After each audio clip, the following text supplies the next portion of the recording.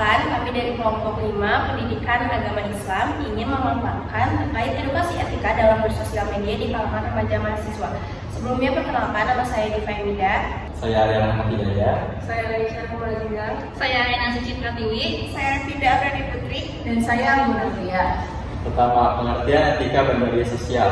Etika bermedia sosial adalah seperangkat nilai, norma, dan aturan moral yang mengatur bagaimana seseorang bertindak dan berinteraksi di dunia maya. Etika ini mencakup cara berkomunikasi, menyampaikan pendapat, menyebarkan informasi, dan menghormati hak orang lain secara digital. Dengan menerapkan etika, seseorang dapat menjaga hubungan sosial yang sehat dan menghindari konflik atau kesalahpahaman di dunia maya.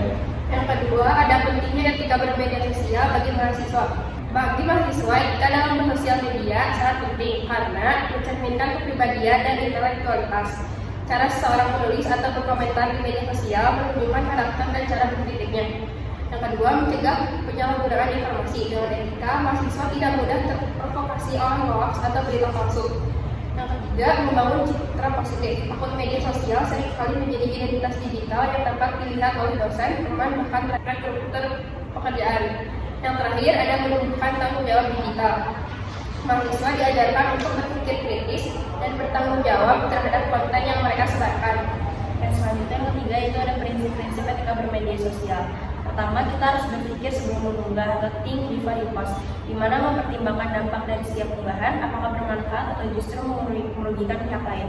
Yang kedua, menjaga kejujuran dan keaslian informasi, di mana kita harus menghindari menyebarkan berita palsu, informasi tanpa sumber, atau konten yang menyesatkan. Yang ketiga, menggunakan bahasa yang sopan dan menghargai. Kita harus menghindari kata-kata kasar, provokatif, atau yang menyinggung sara. Baik, yang keempat ada contoh perilaku tidak etis di media sosial. Yang pertama, menyebarkan hoax atau fitnah tanpa verifikasi. Yang kedua, cyberbullying atau yaitu menghina, memalukan atau menyerang orang lain secara online. Yang ketiga, mengunggah konten yang melanggar norma sesuai atau hukum seperti ajaran kebencian atau pornografi. Keempat adalah mengambil karya orang lain tanpa mencantumkan sumber atau plagiarisme digital. Yang terakhir adalah open sharing, yaitu membagikan hal-hal pribadi yang seharusnya tidak dipublikasikan. Ada juga peran mahasiswa dalam membangun etika digital. Mahasiswa sebagai generasi muda terdidik memiliki tanggung jawab untuk menjadi teladan literasi digital. Peran tersebut meliputi menjadi contoh positif dalam menggunakan media sosial dan etika, mengajak teman sebaya untuk menggunakan media sosial secara bijak dan bertanggung jawab, mengedukasi masyarakat tentang bahaya hoax, ujaran kebencian, dan penyalahgunaan media digital, menggunakan media sosial sebagai sarana edukasi, misalnya menyebarkan informasi akademik, sosial, atau budaya yang bermanfaat. Dan yang terakhir, kesimpulan, etika dalam bersosial media adalah fondasi penting dalam kehidupan digital, terutama bagi mahasiswa yang menjadi panutan masyarakat.